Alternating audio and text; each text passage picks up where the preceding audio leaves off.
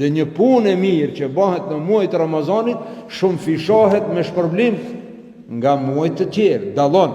Andaj njëri prej ulemave ka thonë, po ta din vlerën musliman, t'ja din vlerën këtij muaj, jo vetëm me gojë, po shpirtënisht dhe me gjithë zemër do të thoshin, o Zot, ta kishe bo gjithë vitin në Ramazan. Nga e mira që përfiton njeriu.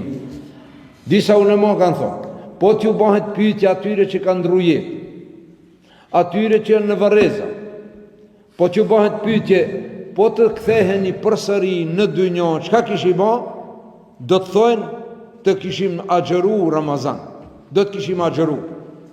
Një variant tjetër, po t'ju thohet, po të ngriheni përsëri nga varri, dhe të ktheheni përsëri në dynjë, që s'ka mundësi, po sikur t'ishte. Çka do të bënin?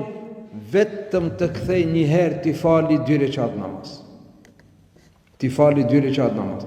Askush nuk thot të kthej ta kompletoj shtëpinë se e lash për gjys. Ai qetri ta martoj djalin, ai qetri ta blej dy. Jo, këto punë, këto përfundojnë.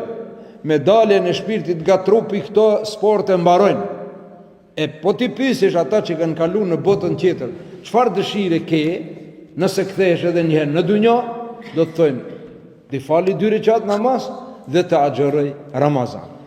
Këtë thonë ata që është mbyll dera e mundësisë, është bë absurd ato ta kenë këtë mirësi, por sa e dinë dhe sa e jetojnë dhe sa e shijojnë ata që e përjetojnë këtë muaj madhështor, elhamdulillah.